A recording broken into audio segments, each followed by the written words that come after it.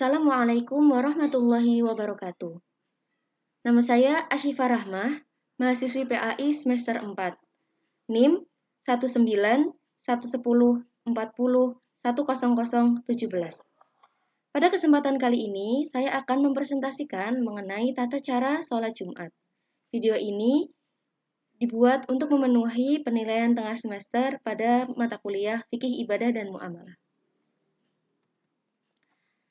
Baik, pada kesempatan kali ini kita akan membahas mengenai tata cara sholat Jumat.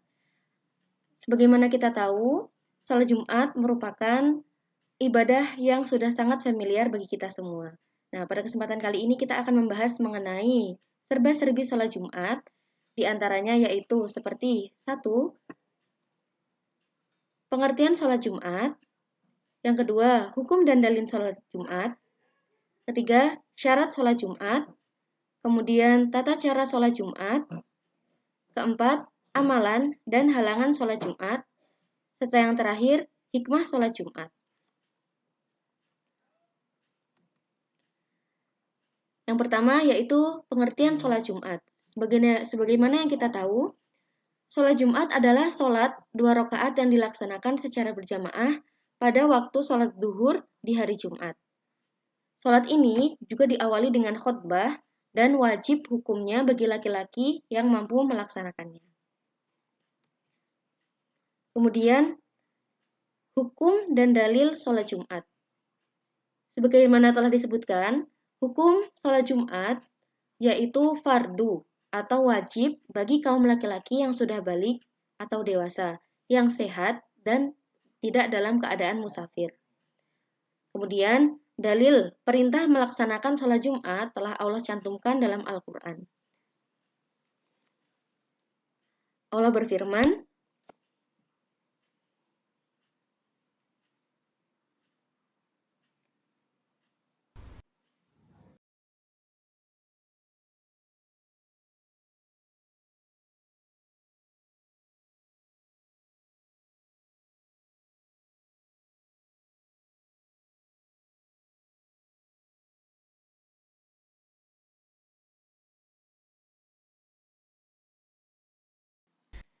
yang artinya, hai orang-orang yang beriman, apabila diseru untuk menunaikan sholat pada hari Jumat, maka bersegeralah kamu kepada mengingat Allah dan tinggalkanlah jual beli.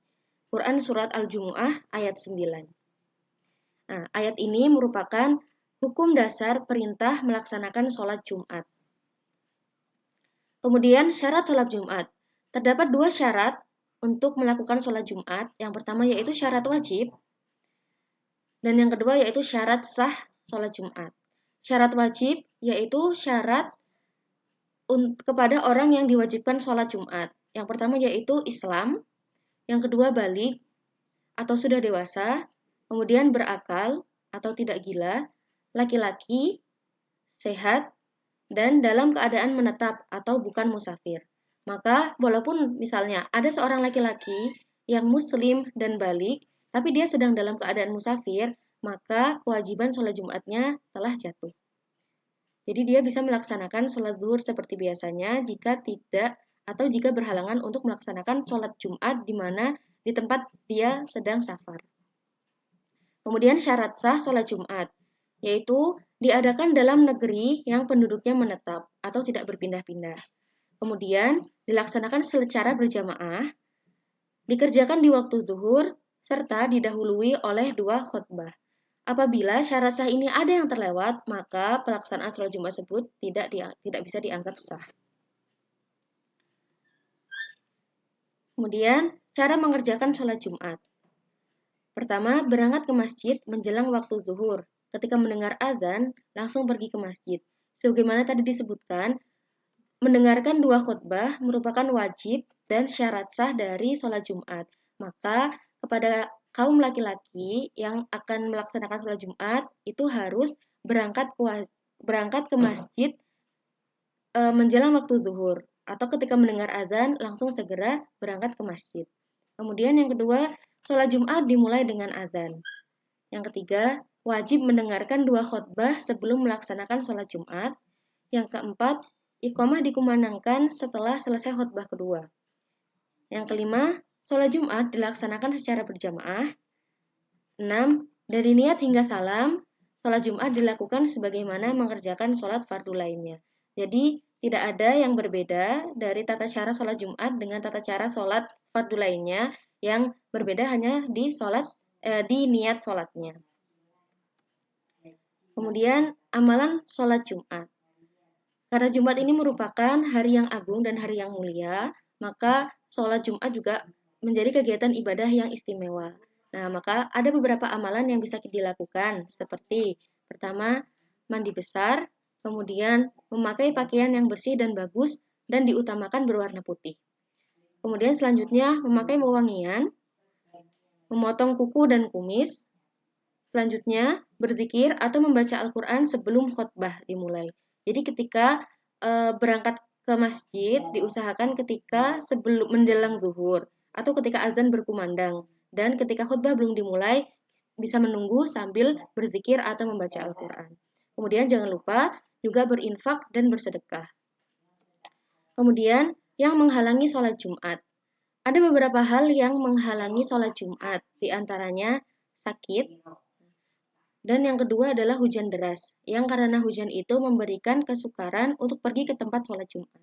Jadi dua hal ini kemudian bisa menyebabkan seseorang untuk meninggalkan sholat Jumat. Ketika dia sakit, maka dia tidak wajib untuk melaksanakan sholat Jumat, tetapi bisa melaksanakan sholat zuhur di rumah.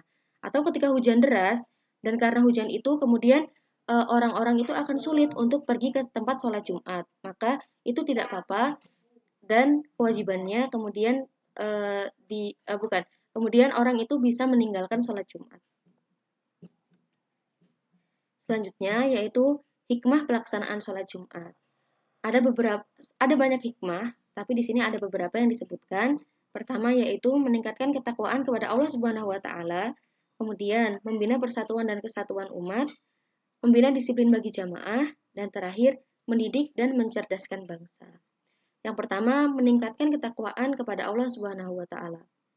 Dengan melaksanakan sholat Jumat dengan baik dan benar sesuai ketentuan dan tata cara dari Rasulullah, maka sholat Jumat bisa menjadi sarana untuk umat muslim meningkatkan ketakwaan kepada Allah. Takwa merupakan melaksanakan perintah Allah dan menjauhi larangannya.